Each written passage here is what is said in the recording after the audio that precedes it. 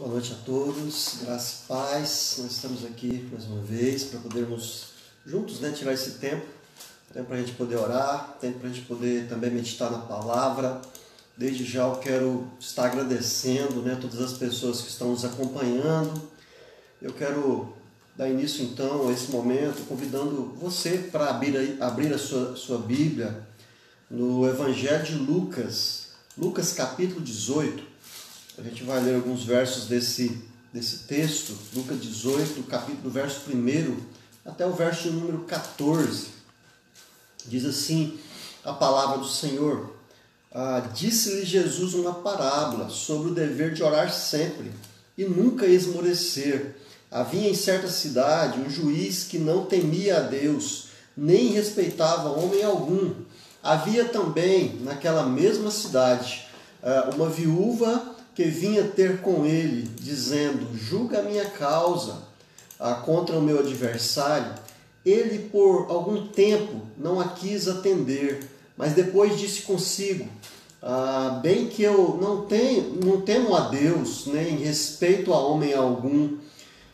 Todavia, como esta viúva me importuna, julgarei a sua causa, para não suceder que por fim venha a molestar-me. Então disse o Senhor: considerai no que diz esse juiz iníquo. Não fará Deus justiça aos seus escolhidos, que a ele clama dia e noite, embora pareça demorado em defendê-los? Digo-vos que depressa lhes fará justiça. Contudo, quando vier o Filho do Homem, achará porventura fé na terra? Continuando, verso 9, propôs também esta parábola a alguns que confiavam em si mesmos, por se considerarem justos e desprezavam os outros. 2 homens subiram ao templo com o propósito de orar, um fariseu e o outro publicano. O fariseu, posto em pé, orava de si mesmo, para si mesmo. Dessa forma: ó Deus, graças te dou, porque não sou como os demais, homens roubadores, injustos e adúlteros, nem ainda como este publicano. Jejuo 2 vezes por semana e dou o dízimo de tudo quanto ganho. O publicano, estando em pé, longe, não ousava nem ainda levantar os olhos ao céu, mas batia no peito, dizendo: ó Deus, sê propício a mim, pecador. Digo-vos que este desceu justificado para a sua casa, e não aquele, porque todo o que se exalta será humilhado, mas o que se humilha será exaltado.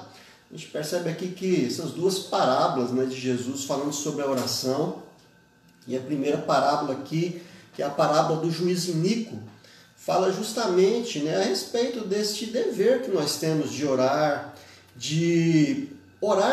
confiando sim naquilo que Deus pode fazer, suplicando assim ao Senhor. O texto vai encerrar justamente falando disso. No verso 8 vai dizer: digo-vos que depressa lhes fará justiça. Contudo, quando vier o Filho do Homem, achará porventura fé na terra? Talvez uma das causas que nos leva a desistir das nossas causas de oração é justamente essa falta de fé, ou de talvez por demorar a resposta de Deus. Nós temos uma tendência assim de esquecer daquilo que nós colocamos diante de Deus. E esse texto vem justamente nos chamar a orarmos confiadamente no Senhor, não desistir dos nossos propósitos de oração, sempre colocar aquilo que nós temos buscado na presença de Deus, confiando, sim, que Ele é poderoso para fazer infinitamente mais do que tudo aquilo que a gente pede, do que tudo aquilo que a gente possa pensar.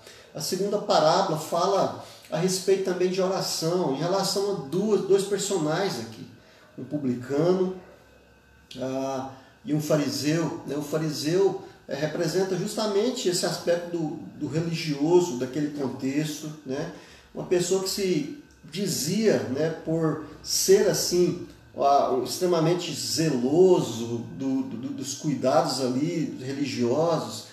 Ele porém, né, achava que isso era o suficiente.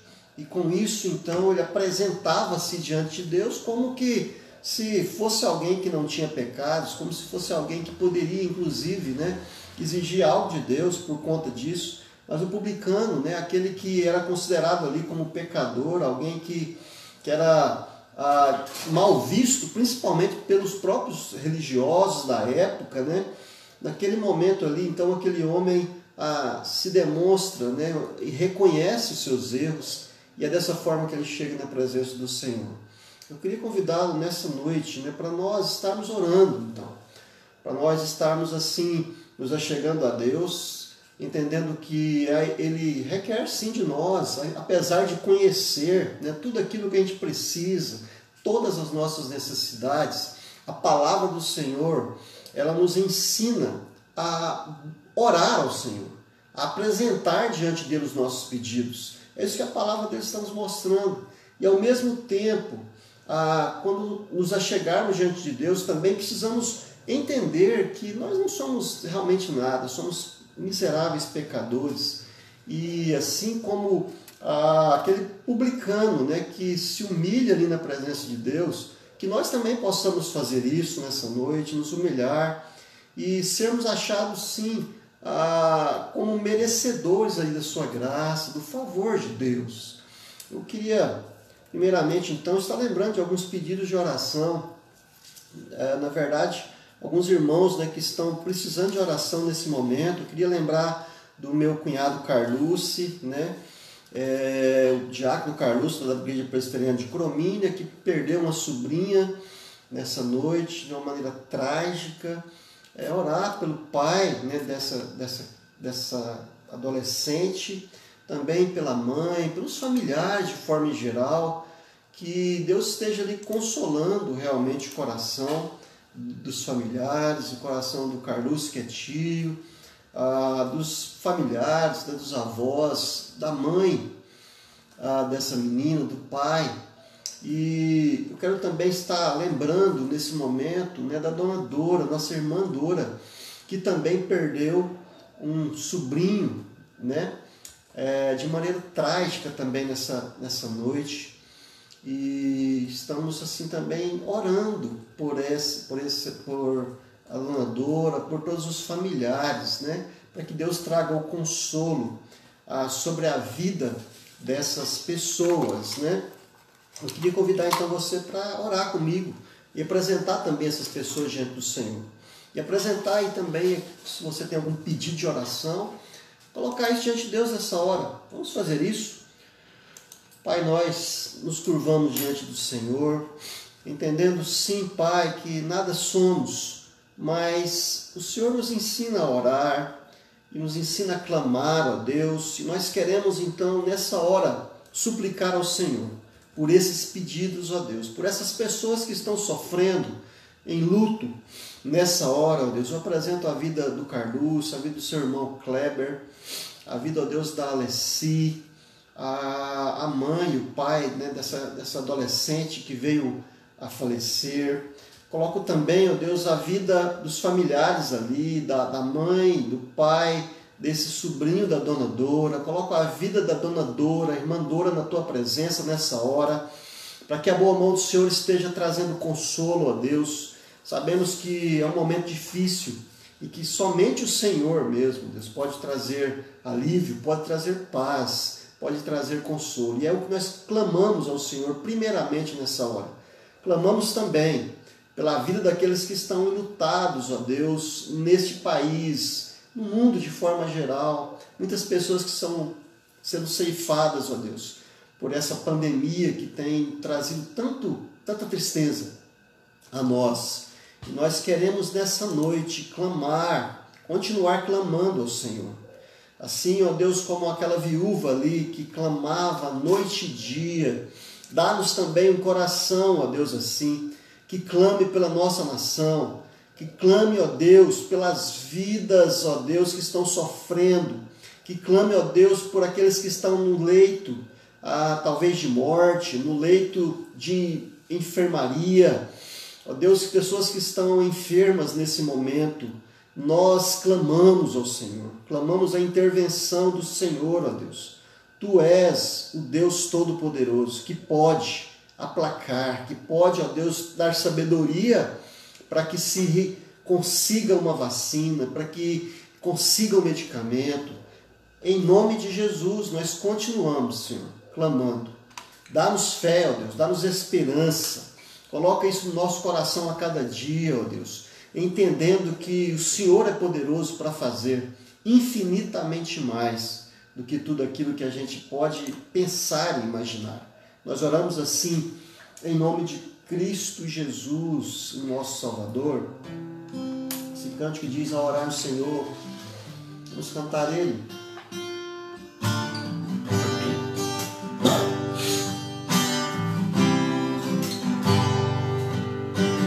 Ao orar no Senhor, vem encher-nos com teu amor.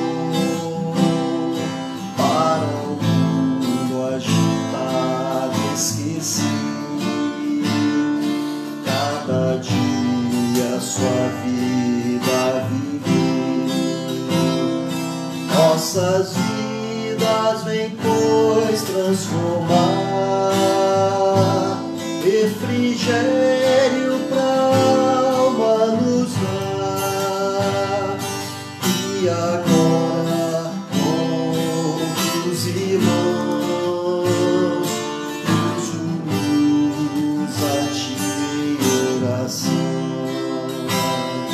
Nossas vidas vem pois transformar, refrigério pra alma nos dá, e agora com os irmãos nos unimos a ti em oração.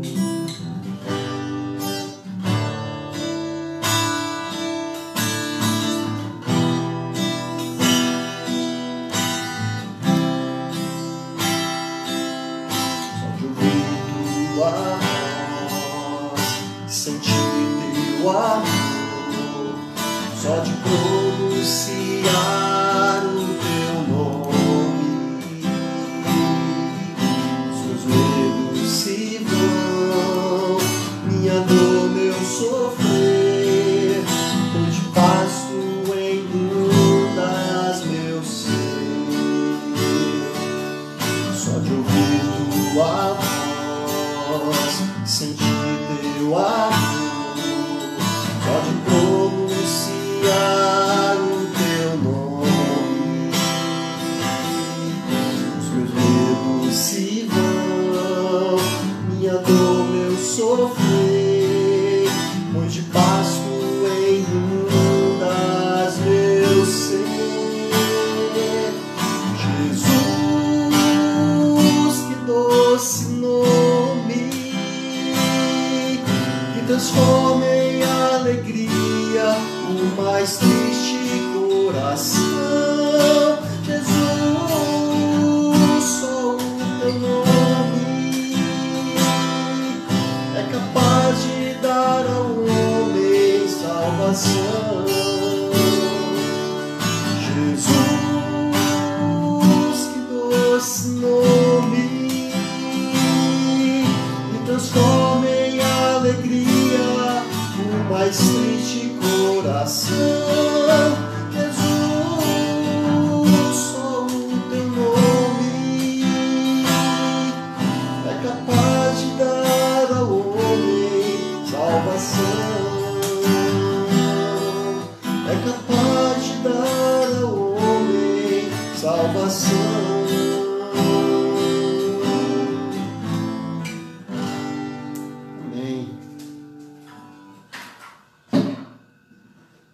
Você para abrir sua Bíblia comigo em 1 João, no capítulo 1. 1 João, capítulo 1.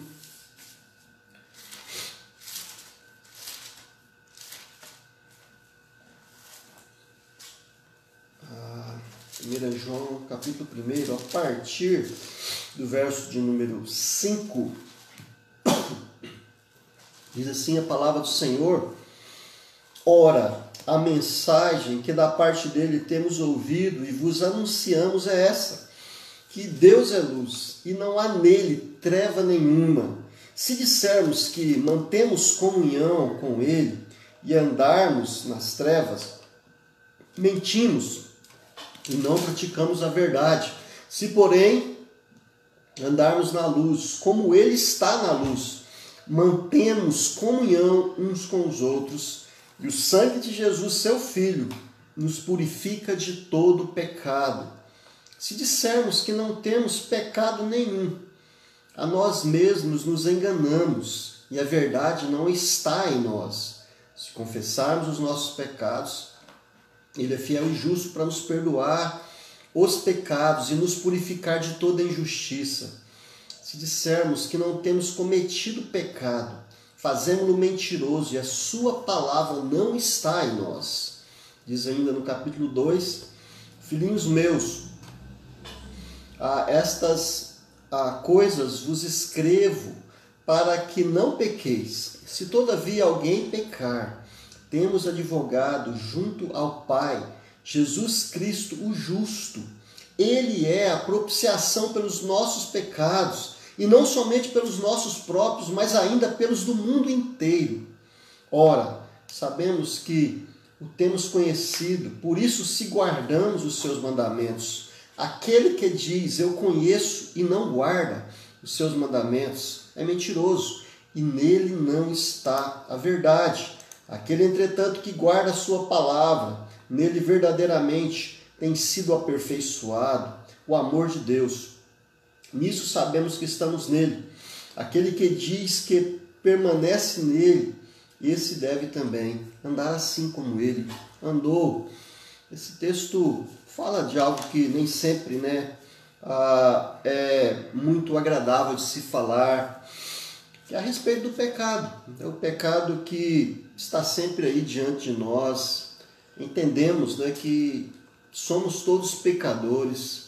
Entendemos sim que, apesar de entender e crer em Cristo Jesus, nós ainda estamos sujeitos a continuar pecando.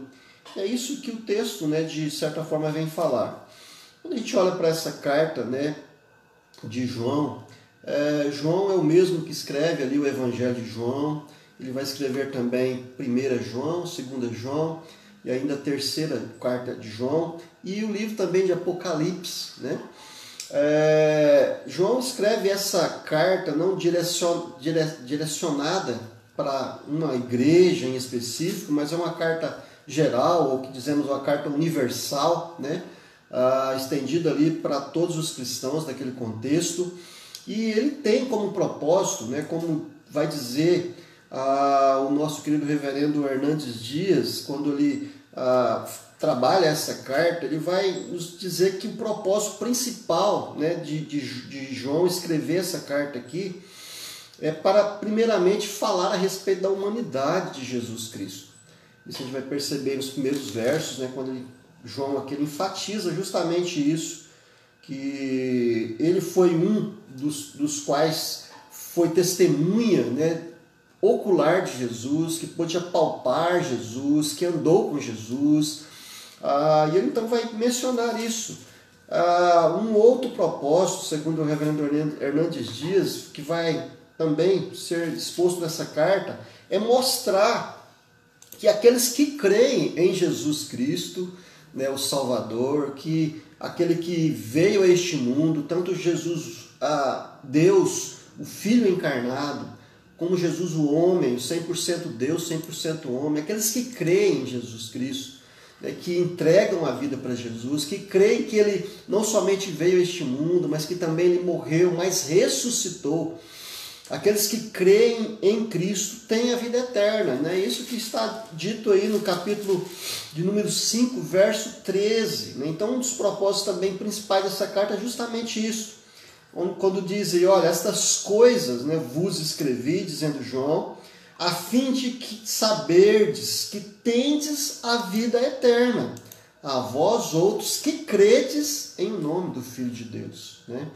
Então, são algumas coisas aí que comprovam, né? Que comprovam que nós podemos sim e temos sim a vida eterna quando cremos em Jesus Cristo, né?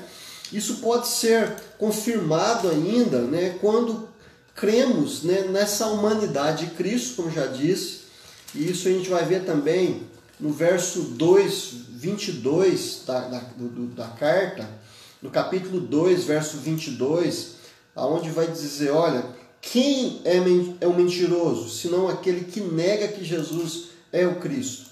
Este é o anticristo, o que nega o Pai e o Filho, né? Então, aqueles que não creem são esses, aqueles que são mentirosos, né? É isso que João está, de certa forma, tentando mostrar aqui, que é uma prova doutrinária, né? Vemos também que Deus é aquele também que age ou garante essa salvação naqueles que veem Deus no próximo, né? Isso nós podemos ver no capítulo 4, verso 20, onde diz, olha, se alguém disser, amo a Deus, e odiar o seu irmão, é mentiroso, pois aquele que não ama o seu irmão, a quem vê, não pode amar a Deus, nem a quem não vê. Então, aqueles que nós podemos ter certeza da salvação na nossa vida quando cremos em Cristo, né, os nossos semelhantes. É impossível dizer que nós amamos a Cristo, amamos a Deus, se nós não amarmos, né, o nosso semelhante. É isso que o texto está dizendo. Como você pode amar a Deus que você não vê, se você não consegue amar a quem você vê, né? E por fim, aqueles que obedecem realmente os mandamentos de Deus. Uma das características também é justamente essa, né? Que está aí no capítulo 2, no verso de número 4, onde diz, olha, aquele que diz, eu conheço e não guarda os seus mandamentos, é mentiroso também, né? Então são algumas expressões negativas aí que comprovam que aqueles que creiam contrário disso, né? Mas aqueles que guardam também o mandamento do Senhor, têm a vida eterna no Senhor, que creem em Jesus Cristo como aquele que veio, né? E quando a gente olha então para esse texto que nós lemos, nós precisamos entender duas coisas em primeiro lugar. Primeira, que Deus é luz, né? No verso número 5, nós vamos então, o texto está dizendo isso, ora, a mensagem da parte dele, que temos ouvido e vos anunciamos é essa, que Deus é luz. Mas uma segunda coisa também que a gente vai entender nesse texto, nesses versos, é que, por um lado, Deus é santo, Deus é luz, né? É aquele que não existe treva alguma nele, mas, por outro lado, nós somos pecadores, né? Isso nós podemos ver aí nos outros versos. O verso número 8 vai confirmar isso, dizendo, olha, se dissermos que não temos pecado nenhum, a nós mesmos nos enganamos, né? E a verdade não está em nós. Então, nós podemos sim, olhando para esse texto, entender que, primeiramente, Deus, ele é luz, Deus é santo, né? E quando a gente olha ali para 1 Pedro, né, no capítulo de número, ainda capítulo 1 ali, ele vai falar justamente a respeito disso, que Deus é santo e ele também requer de nós essa santidade. Embora nós não venhamos a conseguir alcançar isso, né, aqui, enquanto estamos aqui neste mundo, mas somos chamados a buscar essa santidade e reconhecer que somos pecadores, né? Nós somos pecadores. Isso que o texto está primeiramente nos dizendo. Mas como ter então voltando aí para esse aspecto da vida eterna, como ter certeza, né, dessa vida plena e eterna com Deus, que ali não teremos mais nesse corpo do pecado, mas seremos transformados e agora poderemos viver para sempre de uma maneira sincera diante de Deus. O texto então nos dá algumas diretrizes para isso, né? A primeira delas é que nós então também precisamos andar na luz. Andando na luz, nós podemos sim ter essa certeza da salvação, né? Isso nós podemos ver aí no verso de número 6, né? O verso 7, que este andar está justamente relacionado, diretamente relacionado com o manter comunhão uns com os outros. Interessante isso. Nós podemos ver no texto, olha, se porém andarmos na luz, como Ele está na luz, mantemos comunhão uns com os outros, né? Andar na luz está relacionado primeiramente então a isso, né? Mantermos, né, essa comunhão uns com os outros. O verso 7 vai falar disso, o verso 2, o capítulo 2, verso 9, né, vai falar também a respeito disso, onde diz, olha, aquele que diz estar na luz e odeia seu irmão, até agora está nas trevas. Então, esse andar na luz, ele está justamente relacionado, né, com o amor ao nosso irmão. É impossível andar na luz, é impossível andar nessa presença do Senhor sem amar também, né, o nosso semelhante. Verso 4, capítulo 4, verso 20, reforça isso, né, onde diz, se alguém disser, amo a Deus, e odiar o seu irmão, é mentiroso. Pois aquele que ama a seu irmão, a quem vê, não pode amar a Deus. Aquele que não ama, né, a seu irmão, a quem vê, não pode amar a Deus, a quem não vê. Então essa é a primeira coisa. Andar na luz, que está extremamente relacionado justamente a isso, a mantermos, né, comunhão uns com os outros. Uma segunda coisa, esse andar na luz também está em reconhecer que somos pecadores, né, que somos falhos, que somos errados. E está aí justamente nesse verso de número 8, que nós precisamos reconhecer isso. O que está dizendo aí, verso 8? Olha, se dissermos que não temos pecado nenhum, nós mesmos nos enganamos, e a verdade não está em nós, né? Esse nos enganarmos aqui, é como que se alguém pudesse, né, imaginar que não tem pecado, né? Pessoas que dizem, olha, não, eu não mato, eu não roubo, né? Eu sou uma pessoa trabalhador, eu procuro fazer as coisas certas, né? E aí a pessoa às vezes junta um monte de coisas, né, que são aí moralistas e querem com isso, né, entender que é uma pessoa sem pecado. Mas o que a Bíblia nos ensina? Que nós somos extremamente pecadores. E quando a gente analisa isso profundamente, nós vamos entender que isso é verdade, né? Quantos pensamentos terríveis não passam na nossa mente, né? Então, quantas coisas terríveis, né, nós constantemente não maquinamos, nós até mesmo praticamos, há coisas que desagradam o nosso Deus. Isso mostra claramente que dizer isso é estar enganando a nós mesmos, né? É achar que não temos pecado. O texto é muito claro, dizer, olha, aquele que pensa isso está enganando a ele mesmo, né? E aqui então nós precisamos, ao reconhecer que somos pecadores, somos chamados agora então a confessar esses nossos pecados. É o que diz no verso 9. Se confessarmos então os nossos pecados, né, Ele é fiel e justo para nos perdoar os pecados e nos purificar de toda a injustiça, né?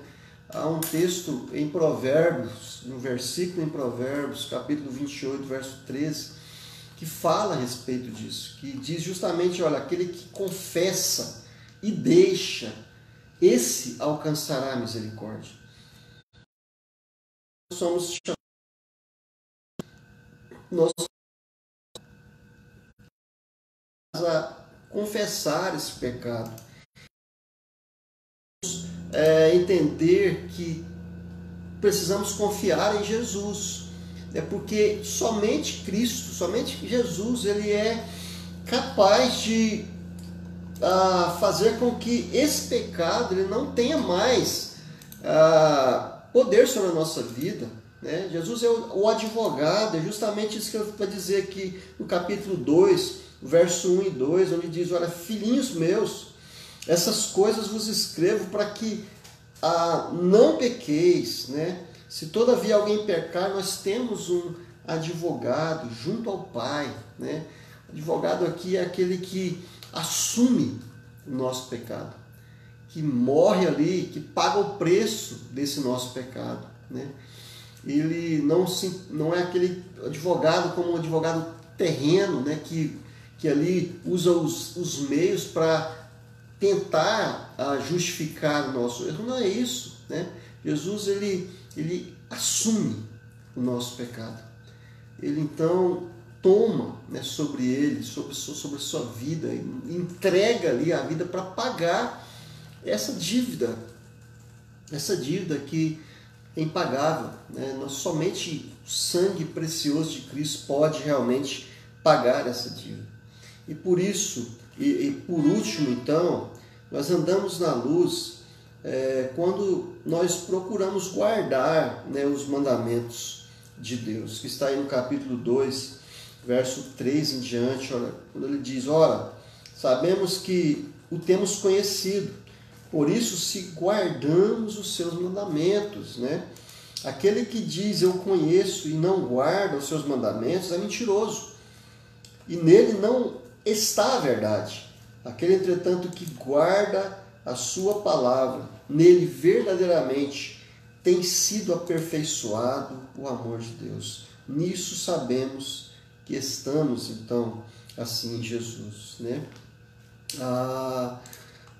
Esses versos vão falar justamente desse aspecto de guardar os mandamentos do Senhor. Interessante, quando a gente olha ali para a lei, né, para os 10 mandamentos, a gente vai perceber que esses mandamentos eles se relacionam também justamente com esse, primeiramente, é o amor a Deus, né? Jesus mesmo disse isso, resumiu ali os 10 mandamentos, nesses 2 mandamentos, amar a Deus sobre todas as coisas e amar também ao nosso próximo, como a nós mesmos. Percebe o quanto está presente, né, esse aspecto aqui do capítulo, do versículo número 7, do capítulo 1, né? Se porém andarmos na luz, como Ele está na luz, mantemos comunhão uns com os outros, né? E o sangue de Jesus, então, seu Filho, nos purifica de todo pecado. Queria deixar essa meditação para nós essa noite, né? Pensar a respeito daquilo que Deus fez por nós, entender que Jesus Cristo, sim, Ele veio com esse propósito de nos libertar, então, desse pecado, né? Ali na carta aos Efésios, né? No capítulo 2, a partir do verso 1, Paulo aqui ele vai dizer justamente isso, que Ele nos deu vida, né? Estando vós mortos nos vossos delitos e pecados, nos quais andaste outrora, né? Segundo o curso deste mundo, segundo o príncipe da potestade do ar, do espírito que agora atua nos filhos da desobediência, entre os quais também todos nós andamos outrora, segundo as inclinações da nossa carne, fazendo a vontade da carne e dos pensamentos, e éramos por natureza filhos da ira, como também os demais. Mas Deus, sendo rico em misericórdia, por causa do seu grande amor com que nos amou, e estando nós mortos em nossos delitos, nos deu vida juntamente com Cristo. Pela graça sois salvos, né? E juntamente com Ele nos ressuscitou e nos fez assentar nos lugares celestiais em Cristo Jesus, para mostrar nos séculos vindouros a suprema riqueza da sua graça, em bondade para conosco, em Cristo Jesus, porque pela graça sois salvos, mediante a fé, e isso não vem de vós, é dom de Deus, não de obras para que ninguém se glorie, pois somos feituras dele, criados em Cristo Jesus para essas boas obras agora, as quais Deus de antemão preparou para que andássemos nela, né? Que possamos olhar para essa obra maravilhosa de Jesus, que possamos reconhecer que Jesus é aquele que nos dá condições, né, de fugir dos pecados, e nós então precisamos pedir, né, essa graça ao nosso Deus, para que a gente vença também, né, essa dificuldade que a gente tem de relacionar com o nosso semelhante, com o nosso próximo, com o nosso irmão, né? Deus nos dê essa graça, né, de suplicarmos ao nosso Deus todas as vezes que viermos cair em pecado, reconhecer o quanto a gente precisa de Deus, fugir, né, de toda a aparência do mal, fugir de tudo aquilo que muitas vezes tem nos atraído, né, para praticar aquilo que não agrada ao Senhor. Que nele, né, quando nós então reconhecemos essa necessidade realmente de caminhar na luz, uma vez que Jesus nos dá condições para isso, porque Ele mudou agora a nossa vida. Nós não somos mais mortos, nós estamos mais presos no pecado, nós temos condições em Cristo Jesus de ter uma nova vida, né? Uma vida agora que agrade ao Senhor, que agrade, né, o nosso semelhante. Hoje à tarde eu olhava para algumas reportagens, né, falando a respeito da quantidade, né, de violência que nós estamos tendo nesse período de pandemia. A quantidade de violência e de abusos com crianças, né, crianças pequeninas, crianças maiores, mas tantas também pequenas, né, violência em relação a dentro de casa, né, principalmente com as mulheres, né. Isso demonstra realmente essa natureza caída do homem, pecadora, da qual carece, né? Carece da ação de Deus. Eu coloco isso diante de você nessa noite, né? Se você tem enfrentado problemas com o pecado, né? Se você às vezes não controla a sua ira, né? Se você nesse tempo de pandemia aí não tem conseguido ter paz no Senhor, não tem conseguido manter comunhão, né, com o seu próximo, com a pessoa e com a sua própria família, se curve diante de Deus, né? Deus pode. Jesus Cristo veio com esse propósito, Ele é luz, né? E Ele nos chama a buscar e a caminhar nessa luz, né? Que Deus assim possa tocar no seu coração, no meu coração, nos nossos corações, né, como servos do Senhor, e querermos, sobretudo, entregar realmente a nossa vida diante dEle, clamando assim a Ele. Quero cantar um cântico ainda que fala um pouco a respeito dessa realidade, que fala assim, olha, a começar em mim, quebra corações, né, para que eu possa, onde houver tristeza, onde houver angústia, eu possa ser um canal de bênção, né, do Senhor, não contribuir para o mal, né? Vamos cantar esse cântico?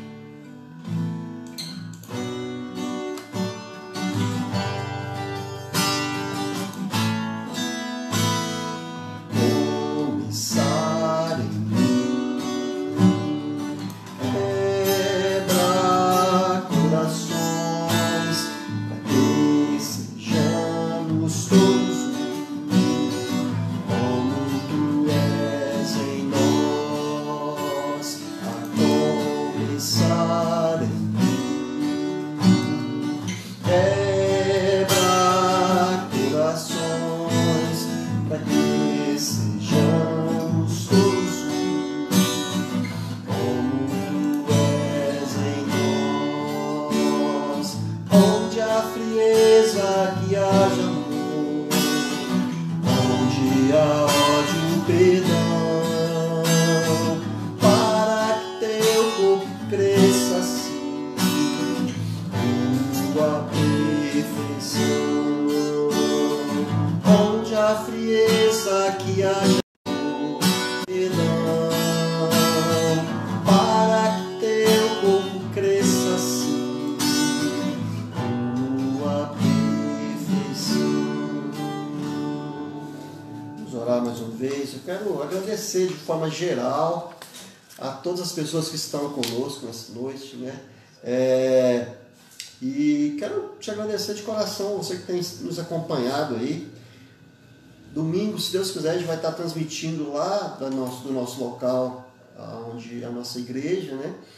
E nós estaremos aí Então, tendo aí a oportunidade daqueles que talvez quiserem estar ali conosco, né? A gente vai estar analisando aí, talvez nem todas as crianças vão poder estar ali com a gente vai estar convidando algumas famílias para estarem ali, para a gente estar começando então a essa dinâmica, né, de voltar os cultos presenciais, né?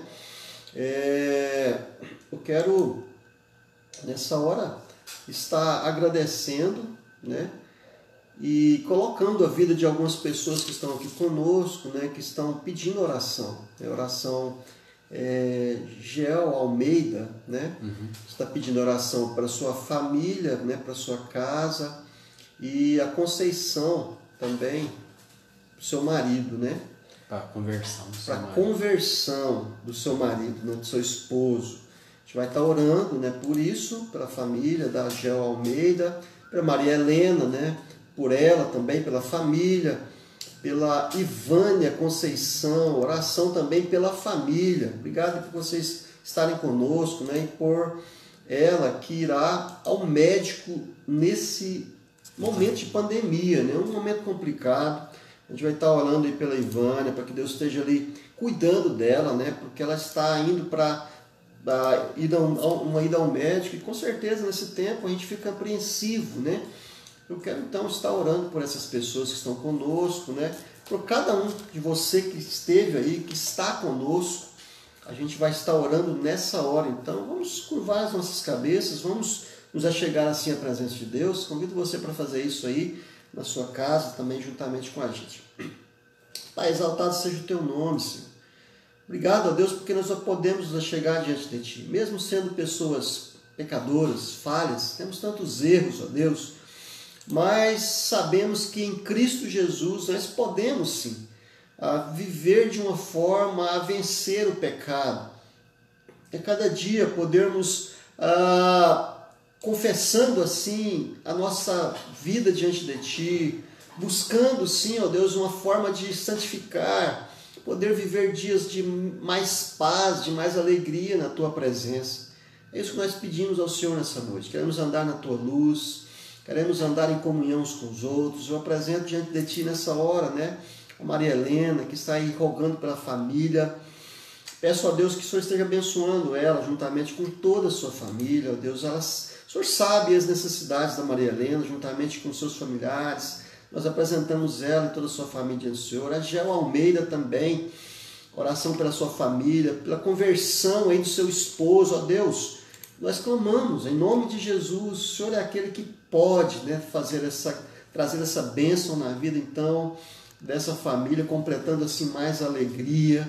Nós clamamos isso, a atuação do Senhor, a graça do Senhor.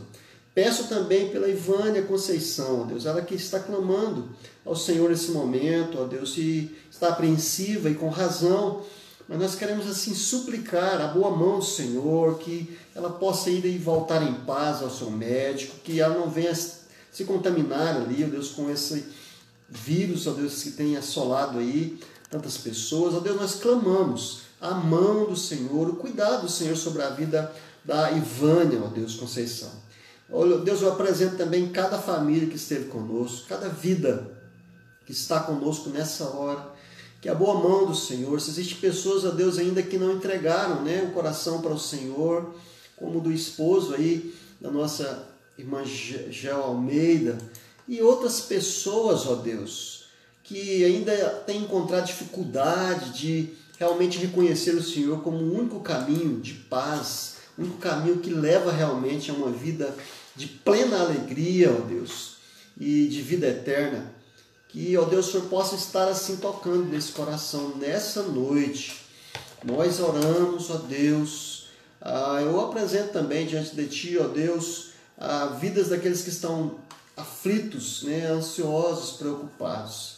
E daqueles que estão enlutados, mais uma vez também eu apresento diante do Senhor. Em nome de Cristo Jesus, Pai, o nosso Salvador. Nós oramos assim, gratos a Ti. Amém. Nós queremos também agradecer, né, a nossa Prefeitura Municipal aqui de Edéia, que primeiramente aí nos abençoou com algumas cestas. Nós até distribuímos essas cestas para algumas famílias, né? Foram 16 cestas que chegou até nós e nós pudemos assim abençoar muitas vidas com isso. A gente agradece aí primeiramente em relação a essas cestas, mas também pelo termômetro, né? Esse termômetro a laser, né?